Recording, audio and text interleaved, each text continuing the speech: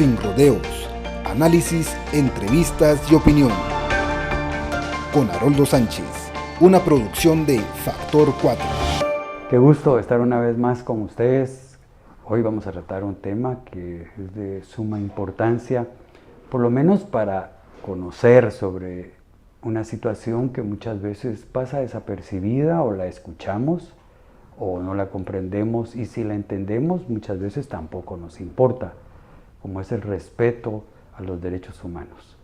Para hablar de este tema pues me acompaña un amigo, un profesional, un hombre que ha dedicado gran parte de su vida a la defensa precisamente del buen vivir, el derecho que tenemos. Él es Héctor Reyes, es el asesor jurídico de CalDH, con quien vamos a tener esta plática. Héctor, muchas gracias. Yo quisiera que empezáramos y nos dijéramos, pues, que a la audiencia, ¿qué es CalDH? ¿Qué significa? Gracias, Haroldo, por la entrevista. Realmente lo que significa es Centro para la Acción Legal en Derechos Humanos. CalDH, una institución pues, que fue formada en el año 2001 como una coordinadora de asuntos legales, básicamente para investigar y acompañar legalmente a distintos territorios, sobre todo todos aquellos territorios, grupos étnicos en Guatemala que sufrieron graves violaciones a sus derechos humanos durante el conflicto armado interno, el cual, pues como sabemos, se desarrolló por más de 36 años en Guatemala. Entonces, parte del trabajo que CalDH ha desarrollado es eso, ese acompañamiento a las víctimas sobrevivientes de esas graves violaciones a sus derechos humanos, y ahora pues también acompañando lo que es el tema de la criminalización que se da tanto a líderes, lideresas por la defensa de agua, tierra y territorio, y también pues de una u otra manera pues a la libertad de expresión. Todos estos o algunos periodistas, comunicadores sociales que han sido objeto de persecución penal, pues también efectivamente CalDH les acompaña, tomando en consideración que es sumamente importante el trabajo que realizan para la comunicación, y pues es con tristeza, ¿verdad?, que efectivamente tengamos que tener casos tan paradigmáticos en este momento. Y para contarte que el día miércoles, este miércoles, iniciamos un debate oral y público en el departamento de Chiquimula, precisamente por la agresión que sufrió una colega periodista, Norma Sancir, ya en un año del 2014, ¿verdad? Podría decirse, ¿hace cuánto fue? Pues sí, el sistema de justicia de Guatemala es lento, pero poco a poco, siempre y cuando la persona tenga fe en que sí va a llegar justicia, pues se hace, ¿verdad? Entonces yo creo que eso ha sido parte del trabajo que CalDH ha desarrollado durante estos últimos años. Eso te iba a preguntar. CalDH nace en un momento histórico de este país. A lo largo de los años mejoró esa situación cuando aparece CalDH en el escenario nacional. Al día de hoy las cosas cambiaron, sigue siendo lo mismo o es algo peor. ¿Podrías explicarme un poco? Sí, tristemente los derechos humanos en Guatemala, a través de los acuerdos de paz, pues como que se sintió una primavera, ¿verdad? Se pensó que efectivamente ya con la firma de los acuerdos de paz las condiciones en Guatemala iban a cambiar.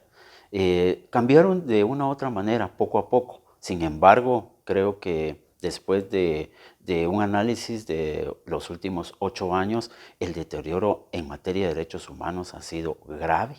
De hecho, en este momento el Estado guatemalteco es un Estado guatemalteco que está dentro del capítulo de los países donde hay una violación, pero grave hacia los derechos humanos. Estamos en un capítulo, según entiendo, un capítulo pero de los más negros.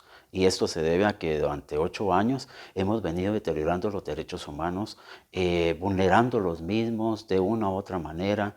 Entonces eso pues provoca que efectivamente el Estado guatemalteco esté en ese capítulo, ¿verdad? Ese capítulo negro de las Naciones Unidas, cuando antes pues estábamos dentro del concierto de naciones civilizadas, ¿verdad? El respeto hacia los derechos humanos, el respeto hacia las decisiones internacionales en materia de derechos humanos. Sin embargo, ahora incluso también estamos como un Estado en desacato.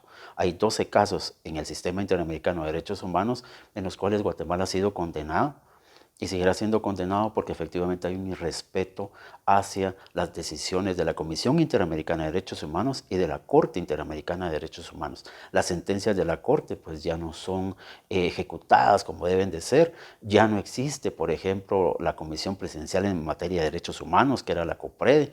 El gobierno actual tomó la decisión de clausurar, de cerrar a la COPREDE, como se llamaba, y creó otra institución que es la COPAE. Sin embargo, la COPAE pues efectivamente no tiene ninguna fuerza. En los distintos casos que ahí se están tramitando no se tiene ningún avance significativo. Entonces, pues lastimosamente y tristemente, pues estamos en esta situación. También tenemos que recordar que el actual gobierno también cerró las instituciones de la paz, como el Programa Nacional de Resarcimiento, también la Secretaría de la Paz en Guatemala, la CEPAZ también fue cerrada, y pues ahora nos damos cuenta también que incluso la misma figura, que es una figura estatal, porque la figura del Procurador de los Derechos Humanos, que efectivamente era alguien y que sigue siendo alguien muy importante para la defensa de los mismos, pues ahora nos damos cuenta que efectivamente está en manos de todo este pacto de corruptos. Para que la audiencia entienda, cuando hablamos de derechos humanos, realmente a qué nos estamos refiriendo, por qué hay que defender este derecho humano que todos tenemos. Pues bueno, cuando hablamos de derechos humanos es ese derecho que tenemos todos y todas, ¿verdad? Al buen vivir, a tener una vida digna, a tener un trabajo digno, a tener una serie de satisfactores que el Estado lo debe de proporcionar. Sin embargo, acá en Guatemala nos damos cuenta que efectivamente todos estos satisfactores que los guatemaltecos y las guatemaltecas necesitamos para el buen vivir, tristemente en un estado como el actual, y como los anteriores, pues nos traen ese tipo de situaciones, ¿verdad? Tenés un nivel de inseguridad terrible de todo tipo, tenés un nivel educativo pero pésimo, un nivel de salud triste, donde pues nos desnudó y nos siguió desnudando la pandemia, el COVID-19 nos desnudó en nuestro sistema de salud y nos sigue teniendo en una situación terrible. Y otro tema que definitivamente también nos está provocando un grave problema es el sistema de seguridad, ¿verdad? No tenés una seguridad pública eficiente donde efectivamente puedas vivir en paz. Vivís en un sosiego terrible, ¿verdad? Porque efectivamente en cualquier momento no sabes qué pueda pasarte en la calle o en tu propia casa. O sea que está derechos humanos, salud, vivienda, educación, el buen vivir, eso lo conforma, ¿no? O sea, hablo de este tema porque muchas veces nos han metido el discurso de que los derechos humanos sirven para defender delincuentes.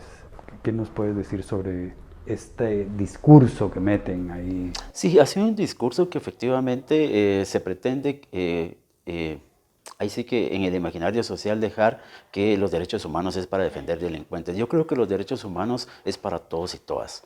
Es el derecho fundamental que todos y todas tenemos de tener un acceso libre a la justicia. No puede venir a violentar los derechos fundamentales de cualquier persona que efectivamente enfrente la justicia en Guatemala. Todos tenemos derechos, todos tenemos obligaciones y creo que los derechos humanos en ese sentido es lo que tiene, ¿verdad? Tratar la manera que efectivamente todos y todas tengamos los mismos derechos y las mismas obligaciones. Y no solamente unos por pertenecer a la élite oligarca guatemalteca y otros porque no pertenecemos a ella, no tengamos derechos fundamentales. Hablaste que también CalDH ve temas que afectan el territorio, el agua, el derecho a la tierra. ¿Cuál ha sido la situación en esta área en los últimos años? Sí, lastimosamente hemos venido siendo afectados por los megaproyectos, por las empresas hidroeléctricas, donde pues Guatemala ha sido, para variar, ¿verdad? Un lugar bastante privilegiado para todas esas empresas para venirse a instalar y se van a instalar precisamente a los territorios, ¿verdad? Todos aquellos territorios donde el agua es tan importante, donde el agua ha sido vital, donde incluso el agua nos ha ayudado a la misma ciudad capital a sobrevivir. los grandes problemas que ahorita tenemos en el agua, pues se debe a que efectivamente todos estos megaproyectos han ido cerrando esos grandes caudales, ¿verdad? Que en un momento dado a toda Guatemala nos estaba proveyendo ese vital líquido. Sin embargo, ahora vemos con tristeza la situación que estamos viviendo en el área urbana, pero también en los territorios donde nunca faltaba agua, ahora ya falta agua y se debe a todas estas situaciones de megaproyectos que Guatemala ha dado, incluso licencias por parte del Ministerio de Energía y Minas, ha dado muchísimas licencias. Guatemala tiene muchas licencias de distintas formas y eso ha provocado un gran problema porque lastimosamente tenemos una situación en la cual no solamente las y los líderes están pues tratando de salir adelante, sino que también tienen que luchar ahora con estos megaproyectos y tienen que luchar ahora también con la criminalización de que son objeto producto a que están defendiendo su agua, su tierra y su territorio. Entonces, pues definitivamente creo que vamos en una situación bien difícil. Ya hubo un genocidio en Guatemala, sin embargo, vemos ahora que este genocidio se está provocando ahora de otra manera. Ya no es como la guerra, ¿verdad? Sino que ahora es una situación más directa, más sencilla, más sensible hacia los pueblos. Ya no tenés tal vez incursiones militares de esa época, pero sí tenés a empresas de seguridad privada que de una u otra manera asesinan a los mismos líderes y lideresas de las regiones. Y con eso, pues automáticamente esa resistencia están diezmándola. Hablaste de criminalización, que este es un término que en los últimos años ha ido cobrando mucha vigencia, digamos. Siento que es como una estrategia para aniquilar, para callar distintas voces. ¿Cómo ve CalDH esta situación? Sí, la criminalización tiene que ver mucho con el derecho penal del enemigo. Es decir, al enemigo no tiene derechos. Entonces lo que vemos es tristemente en este sistema actual de justicia, pues el derecho penal del enemigo lo que está privando, porque cierto grupo de personas, cierto grupo de actores de la sociedad no tienen derechos. Sus derechos son violentados, porque efectivamente se está aplicando la estrategia tristemente del conflicto armado interno. En el plan de campaña Victoria 82 y en el manual de guerra contrasubversiva se habla del enemigo interno. Y el enemigo interno es todo aquel que no piensa igual a los gobiernos de turno. Entonces todos nos estamos convirtiendo, todos los que de una u otra manera tenemos una oposición, efectivamente nos estamos convirtiendo en enemigos internos. Y por ende entonces, al ser un enemigo, no tenemos derechos fundamentales. Todo lo que se puede hacer en contra nuestra lo van a hacer porque efectivamente no tenemos ningún derecho porque somos enemigos del Estado.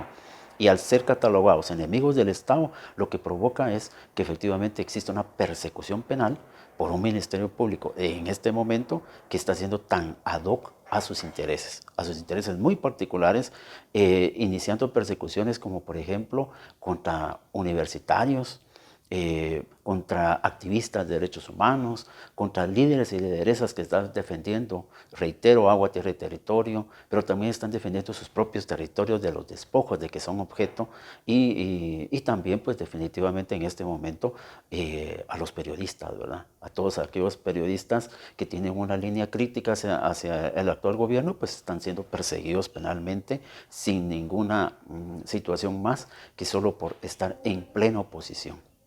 Héctor, ¿qué pasa en un país cuando se irrespeta de parte del Estado los derechos humanos? Pues definitivamente creo que no tenemos ninguna situación de salir adelante, ¿verdad? O sea, lastimosamente los derechos humanos es algo tan fundamental en cualquier país civilizado. Debe ser respetado esos derechos humanos y cuando efectivamente no son respetados, pues tenés entonces gobiernos como el actual que tenemos, un gobiernos ya dictatoriales, ¿verdad? Tenemos que poner un ejemplo, un triste ejemplo, la situación de Nicaragua, por ejemplo, con un gobierno tan dictatorial como Daniel Ortega y su esposa Murillo. O sea, tenés gobiernos dictatoriales y hoy nosotros acá efectivamente ya empezamos a tener un gobierno dictatorial donde él hace y deshace lo que él quiere. Entonces allí efectivamente pues están siguiendo y se van a seguir continuando vulnerando esos derechos humanos que son tan sagrados para una sociedad democrática como debería ser la guatemalteca. A ver, aquí, digamos, se dice que hablar de derechos humanos, a los que tocamos estos temas, nos convierte en comunistas, en izquierdistas, y es como el título, ¿verdad? El cliché, este es comunista, por eso habla de derechos humanos. Pero mi pregunta es, ¿qué tiene que ver la ideología con los derechos humanos? No tiene que ver nada. Sí, yo siento que no tiene que ver nada. Yo creo que tiene que ver la situación integral de los derechos humanos. La ideología definitivamente no tiene que ver si es de izquierda o es de derecha. Yo creo que los derechos humanos es para todos y todas, sin distingo de ideología.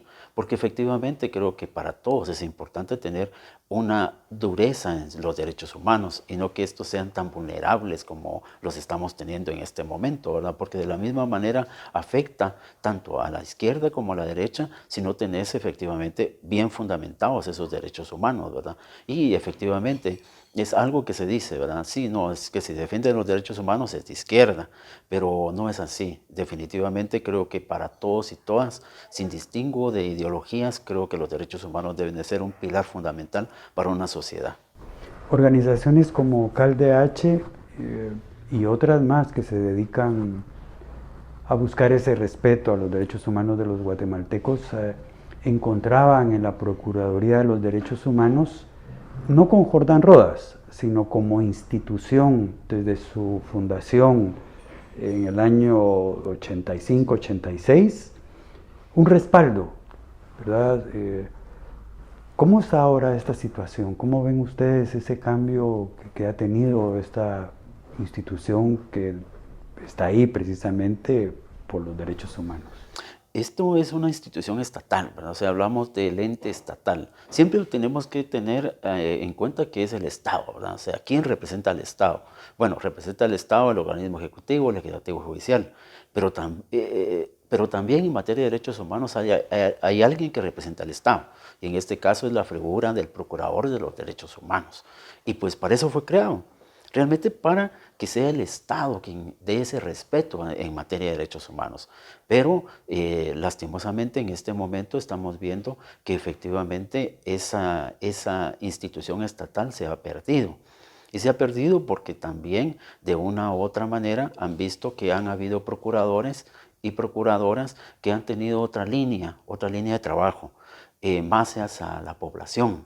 Y entonces ahora vemos con tristeza, ¿verdad?, que la actual Procuraduría de los Derechos Humanos, el actual procurador, pues tiene una puerta cerrada hacia la población.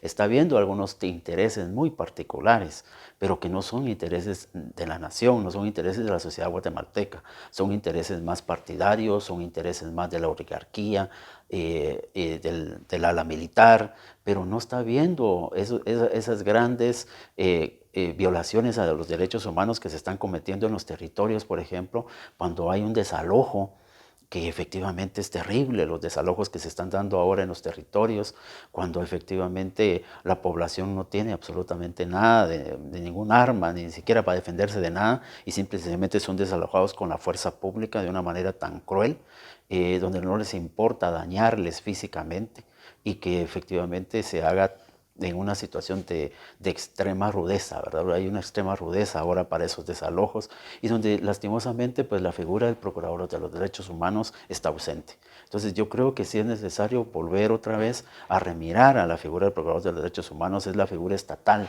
es a donde el Estado debemos de acudir para que efectivamente ahí se puedan presentar denuncias que van en esta línea de la violación a los derechos humanos.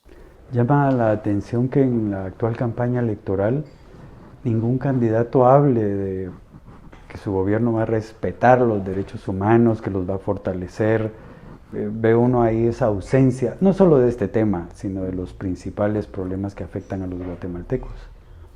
Sí, yo creo que va mucho por la misma situación de nuestros políticos, ¿verdad?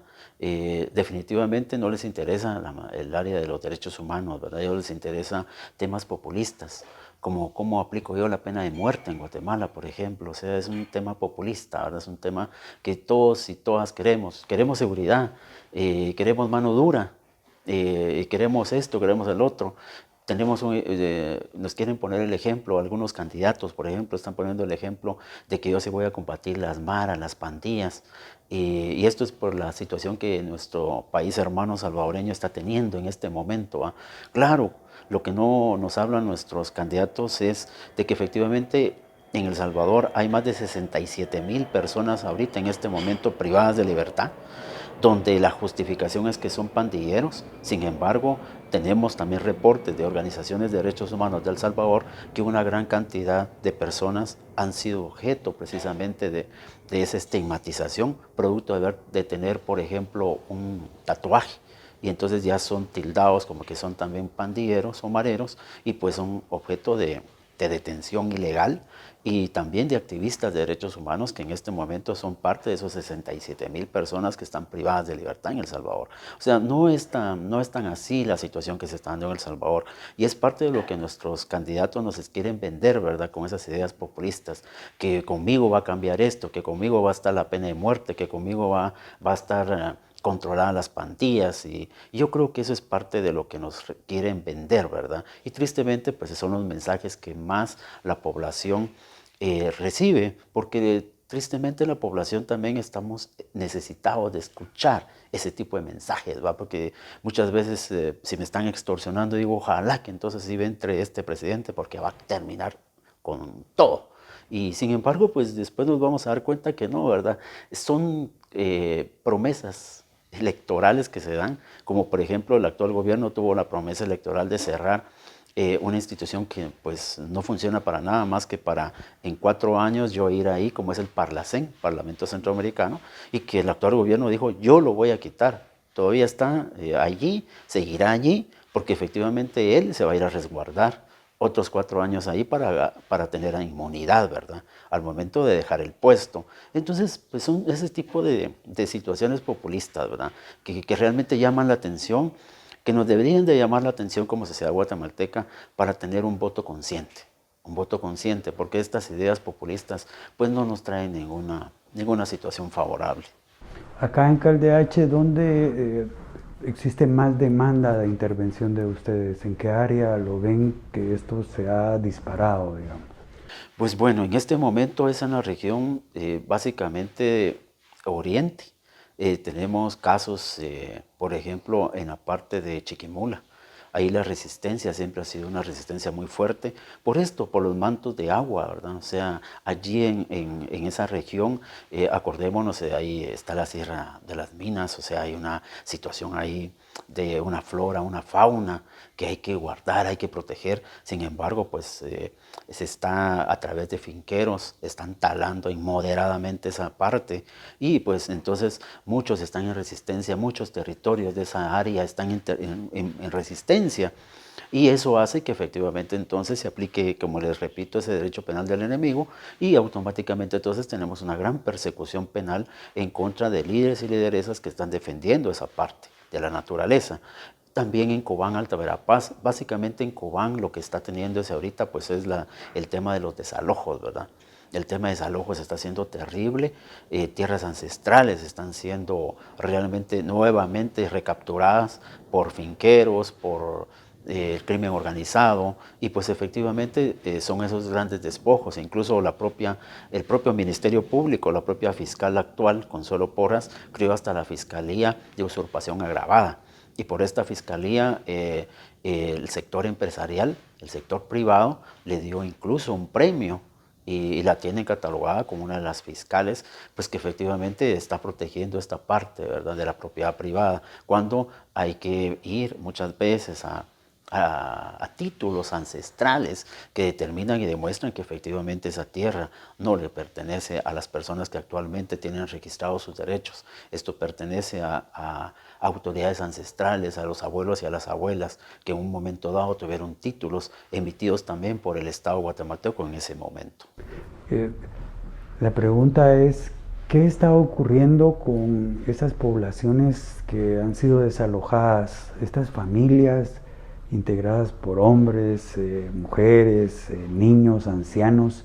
¿Qué está pasando con ellos? Porque solo escuchamos que los han desalojado, pero después hay como un manto de silencio ahí donde seguro hay un drama humano. Sí, Sí, es triste realmente ver a las personas cuando son desalojadas, a dónde nos vamos, ¿verdad? ¿A dónde nos vamos?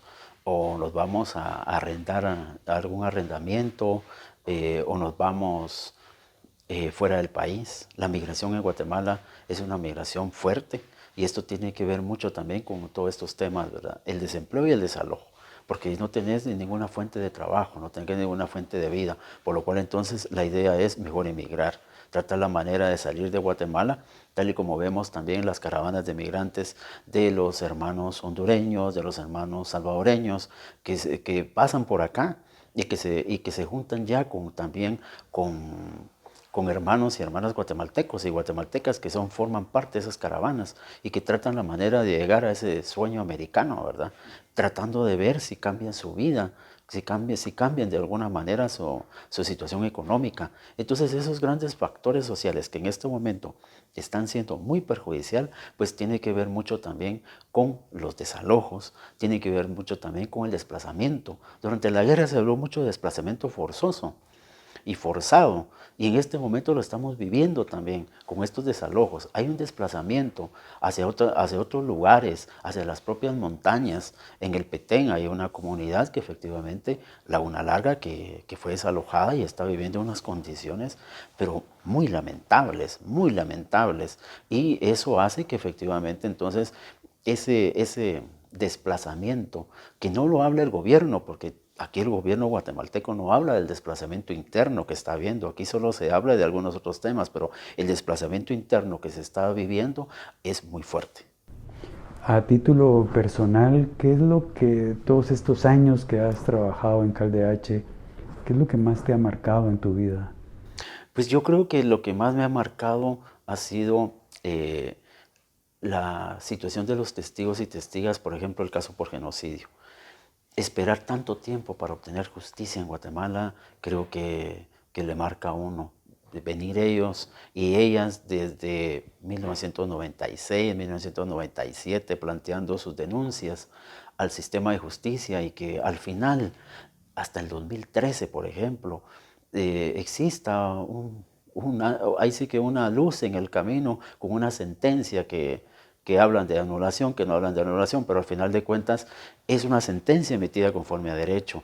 Pues yo creo que eso es lo que me ha marcado, esa sed de justicia que han tenido los testigos y testigas del caso por genocidio, porque no solo hablamos de un grupo étnico en Guatemala, lastimosamente la guerra, ese conflicto armado interno fue para los 5 grupos étnicos en Guatemala, porque los planes militares no solo fue para un lugar, fueron para todas las bases militares de ese momento, por lo cual todos tenían la misma instrucción, efectivamente, de aniquilar a la población civil no combatiente. Entonces, creo que eso es lo que más me ha marcado, el tratar la manera de acompañarles a ellos y a ellas en ese tema de justicia, y que efectivamente después de llegar a un debate oral y público, después de tener una sentencia, aún todavía a raíz de esa sentencia, vemos cómo el Estado guatemalteco ha ido cerrando las puertas, ¿verdad? Porque efectivamente esta sentencia por genocidio fue un paraguas para el Estado, fue un paraguas muy importante para ir en esta cooptación. Hoy tenemos una cooptación general del Estado. No hay nada que ellos no tengan, que no manejen. Y eso se debe a que efectivamente en su momento temas de justicia transicional, como por ejemplo la sentencia por genocidio del 2013 y 2018 y otras sentencias de estos casos de graves violaciones a derechos humanos, efectivamente han tenido sentencias condenatorias. Y entonces el Estado se da cuenta y automáticamente comienza a cerrar las puertas, ¿verdad? Comienza a tener un ministerio público donde no te da la posibilidad de seguir investigando, tenés un sistema de justicia donde el sistema de mayor riesgo, donde la gran mayoría de estos casos estaban, ahora el sistema de mayor riesgo se ha caído completamente, por lo cual entonces ya no tenés ni siquiera esa parte, ¿verdad? No tenés jueces imparciales y objetivos, la mayoría de jueces están en el exilio, por lo cual entonces no tenés un sistema que efectivamente pueda mantener esta justicia tan anhelada por aún todavía por muchos casos, porque los que se han presentado no es pero ni la mínima expresión. O sea, son poquísimos casos los que se han judicializado y que se han condenado, pero hay una serie de violaciones a los derechos humanos cometidas durante el conflicto armado interno. Incluso ahorita en este momento en Guatemala se está llevando a cabo un caso que básicamente es toda esta investigación del área urbana, que es el diario militar. Entonces allí hay una cantidad de personas, dirigentes sindicales, activistas de derechos humanos, obreros, campesinos, profesionales de las distintas ramas que efectivamente sufrieron todas esas atrocidades en su vida, en su familia, por lo cual entonces hay muchos y muchas desaparecidos y desaparecidas producto de su oposición que hicieron en el gobierno de turno. Se habla que los muertos no exigen venganza, sino justicia. Los sobrevivientes de todo este conflicto armado también actualmente están como en el olvido. ¿Qué está pasando ahí?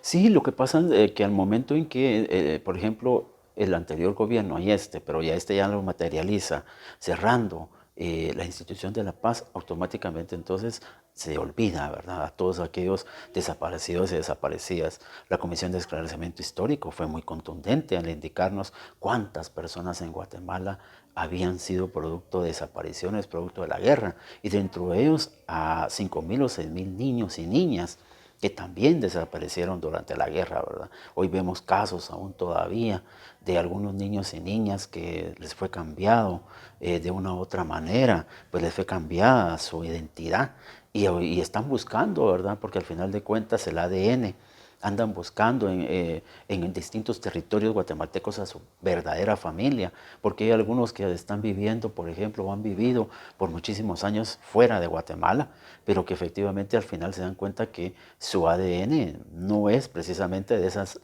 latitudes donde están viviendo o han vivido desde niños y niñas, sino que esto es un origen guatemalteco y entonces vienen a buscar efectivamente a sus verdaderos orígenes, a sus verdaderos papás, a su verdadera familia.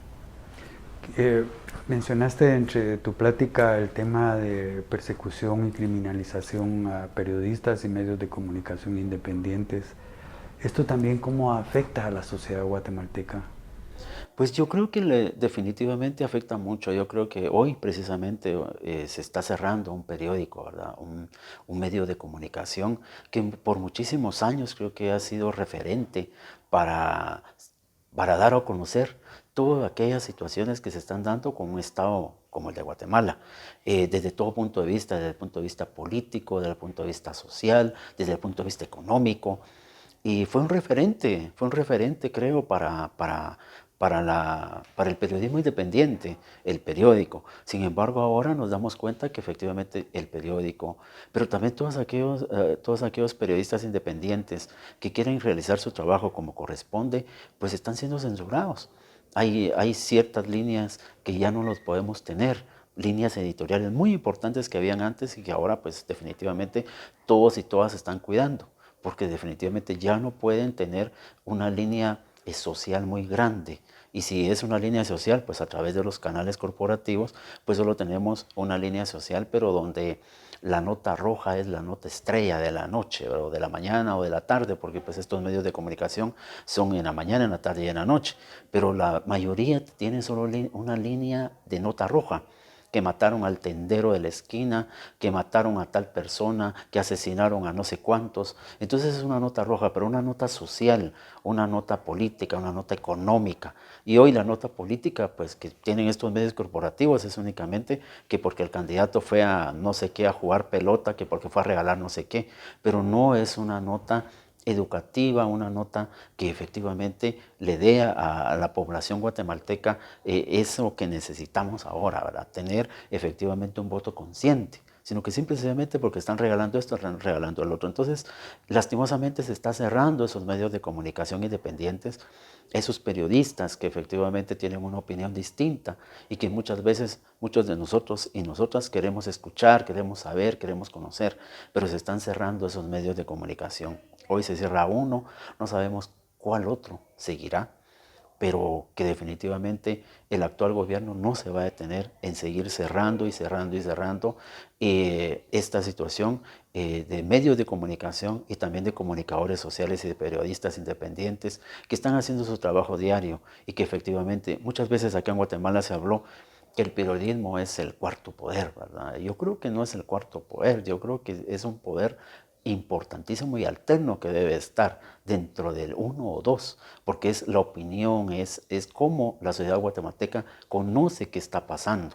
Si no hubiese sido por periodistas independientes, no hubiese sido por este periódico que hoy se cierra, pues yo creo que en 2015 no hubiéramos podido tener todas esas informaciones, todos esos documentales, todos esos reportajes, por ejemplo, que se hicieron contra la vicepresidenta y el presidente de turno, donde efectivamente creo que ahí fue donde la sociedad guatemalteca despertamos y nos dimos cuenta que estaban haciendo sencillo, o como nosotros decimos aquí muy comúnmente, chinchilete, ¿verdad? Con nuestros impuestos, pues con unas grandes mansiones, con una situación de que me voy no sé, a Estados Unidos, a la Quinta Avenida de Nueva York, a comprar unos grandes trajes, unos grandes zapatos, unas grandes bolsas, cuando efectivamente la gran mayoría de nuestra población se está muriendo de hambre. No tienen ni siquiera para lo más elemental. Antes, por lo menos, las comunidades tenían su frijol, su maíz, pero ahora hasta eso es ausente. Hoy ya no más que ni eso tiene para comer. Hablamos de derechos humanos, hablamos también de cuánto puede afectar, que esa es mi pregunta, cuánto puede afectar a la sociedad guatemalteca el que se impida la libre emisión de pensamiento y se impida la libertad de prensa. Afecta muchísimo. Yo creo que afecta de una manera integral a toda la sociedad guatemalteca, porque no tenés información, no tenés nada más que lo que te quieren dar. Y eso es lamentable porque entonces solo vas a tener, como repito, medios de comunicación abiertamente a favor de los gobiernos de turno, donde la información que ellos quieren es la que te van a dar. Cuando hay una serie de situaciones en Guatemala que se están dando y que si no tenés esa libertad de emisión del pensamiento, no las vamos a conocer.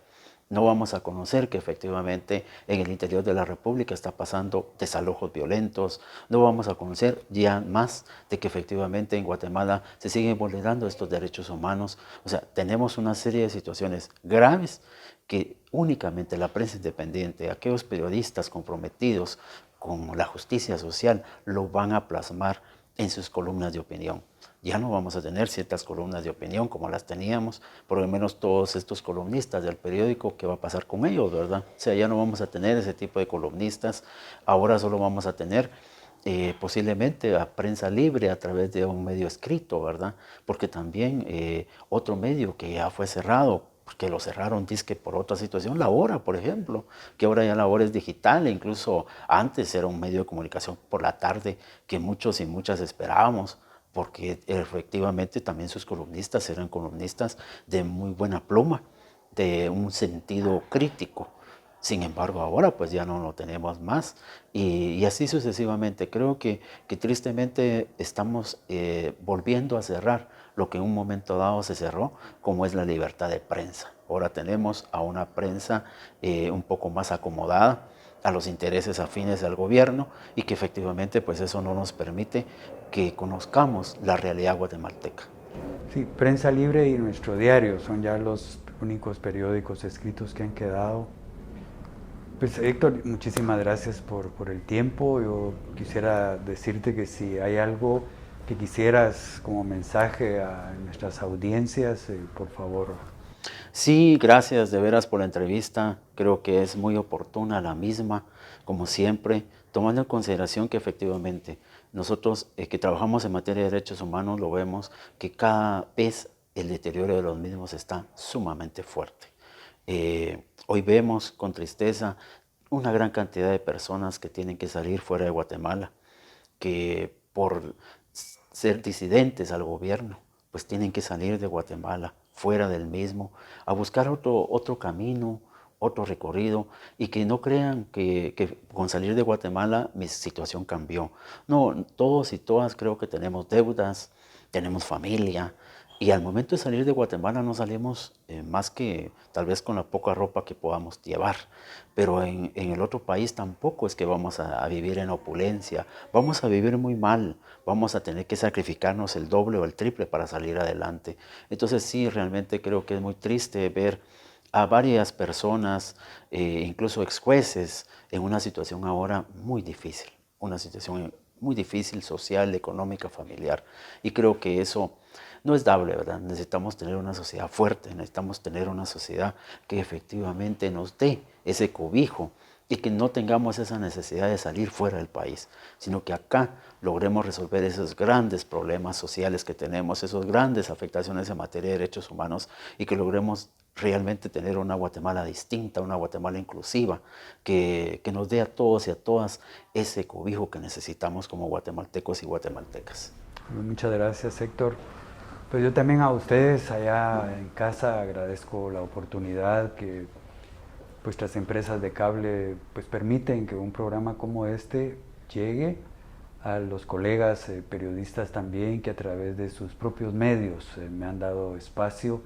Creo que lo importante acá es tener la oportunidad de escuchar narrativas distintas a las que escuchamos todos los días a través de los medios corporativos.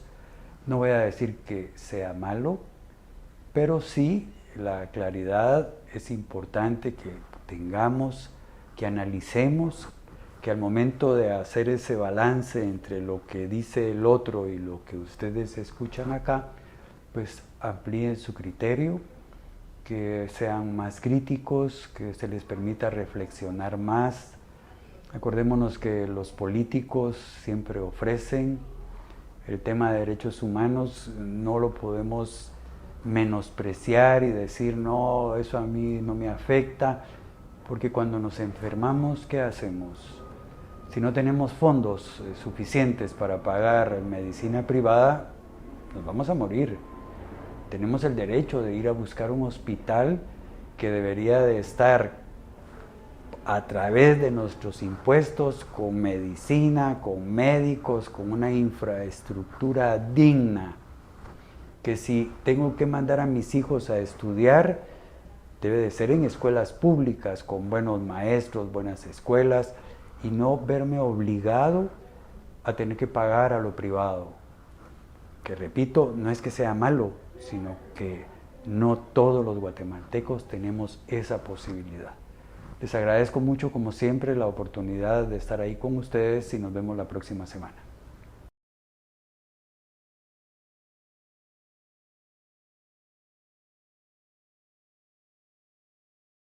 Y entonces me parece importante entender, digamos, que la labor de las y los periodistas, de las y los comunicadores sociales en el país reviste características fundamentales por el traslado de información hacia la sociedad y que evidentemente mucho de ese traslado de la información construye democracia, construye posibilidades y Guatemala ha tenido históricamente importantes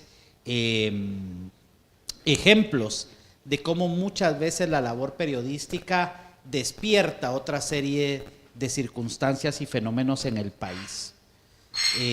Hoy lamentablemente el ejercicio periodístico, la libertad de expresión está en gravísimo riesgo.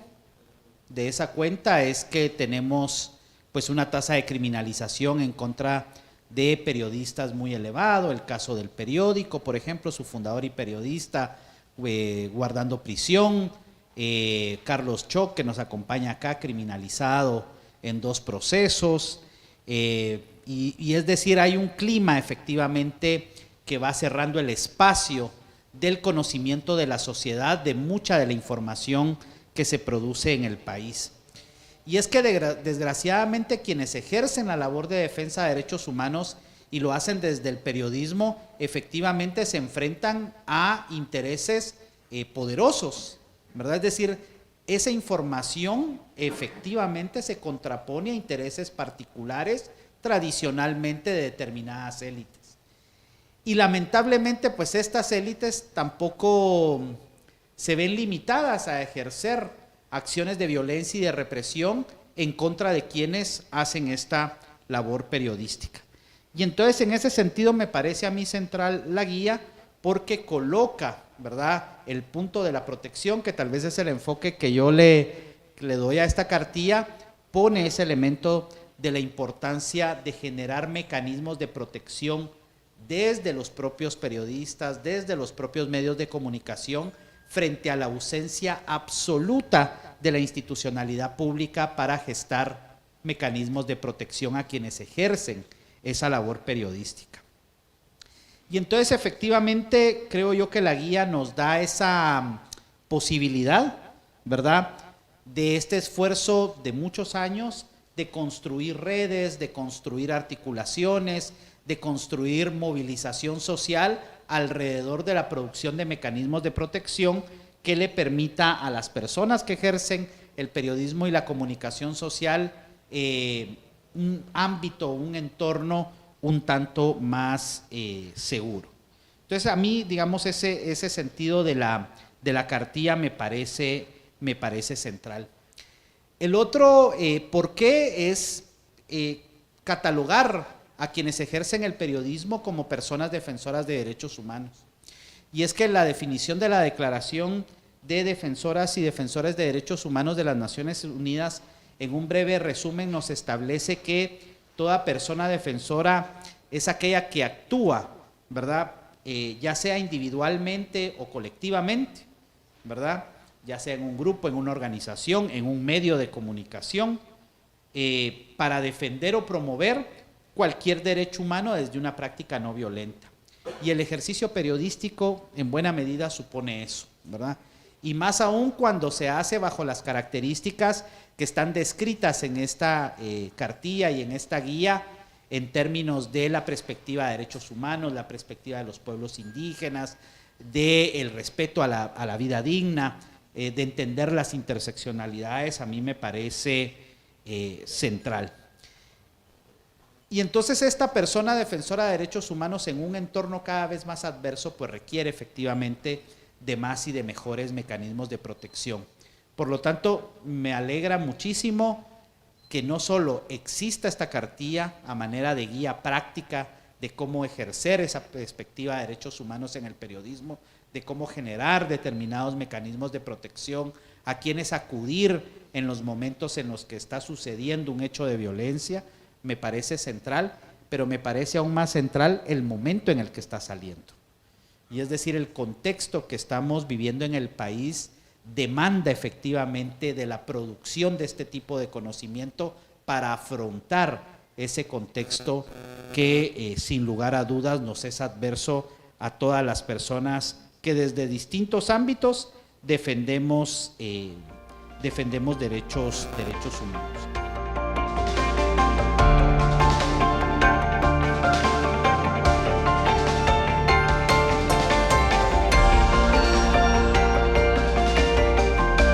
Sin rodeos, análisis, entrevistas y opinión. Con Haroldo Sánchez, una producción de Factor 4.